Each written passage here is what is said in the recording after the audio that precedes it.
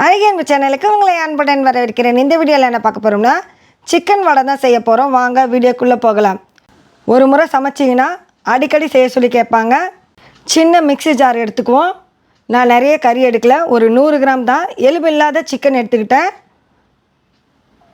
நல்லா சுத்தம் செஞ்சுட்டு கொஞ்சம் இஞ்சி, பூண்டு, ஒரு பச்சை மிளகாய், சோம்பு எல்லாமே சேர்த்துக்கிட்டேன். 2-3 கருவேப்பிலை இலை, 2-3 புதினா, கொஞ்சம் கொத்தமல்லி தழை எடுத்துக்கிட்டேன். சும்மா ஃப்ளேவருக்காக நல்லாயிருக்கும். ஒரு சிட்டிகை உப்பு, கொஞ்சம் மஞ்சத்தூள் சேர்த்துக்கிட்டேன். எல்லாத்தையும் மொத்தமாக அரைச்சி எடுத்துக்கிட்டேன். இதில் நான் பொடியாக நறுக்கி வச்ச ஒரு வெங்காயத்தை நான் சேர்த்து கிளறி பார்த்தேன். அந்த வெங்காயம் சரியாக ஒட்டலை. அதனால் மறுபடியும் என்ன பண்ணேன்னா மிக்ஸி ஜார்லேயே சேர்த்து லேசாக ஒரு அரைச்சிக்கிட்டேன். ஒன்றும் பாதியமாக கொஞ்சமாக நெய் சேர்த்து கையில் ஒட்டாத அளவுக்கு சின்ன சின்ன வட்டமாக அழகாக தட்டி எடுத்துக்கிட்டேன்.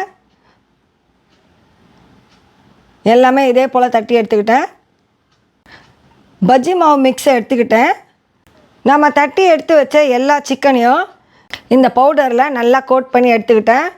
இந்த ஈரப்பதத்திலே எல்லா பவுடரும் நல்லா இந்த சிக்கனில் சேர்ந்துருச்சு. எடுத்து ஓரமாக வச்சுட்டேன். என் மகனுக்கு எண்ணெயில் பொரிக்கிறது வேணான்னு சொல்லி தனியாக வேக வச்சு சாப்பிட்டுக்கிறேன்னு எடுத்து வச்சுக்கிட்டாரு. பாத்திரம் சூடான பிறகு நம்ம எண்ணெய் சேர்த்து, எண்ணெய் ரொம்ப சூடாகக்கூடாது, மிதமான சூட்டில் இப்போ நம்ம ஒன்று ஒன்றா சேர்த்துக்கலாம். கடந்த பூண்டு சட்னி வீடியோ பார்த்துட்டு நிறைய பேர் ரொம்ப டேஸ்ட்டாக இருக்குது அப்படின்னு சொல்லி எனக்கு கமெண்ட் பண்ணியிருந்தாங்க. அவங்களுக்கு ரொம்ப நன்றி. இதையும் நீங்கள் ட்ரை பண்ணி பாருங்கள். வேறு லெவல் டேஸ்ட்டாக இருக்கும். சின்ன குழந்தைங்களாக இருந்தாலும் சரி, பெரியவங்களாக இருந்தாலும் சரி விரும்பி சாப்பிடுவாங்க.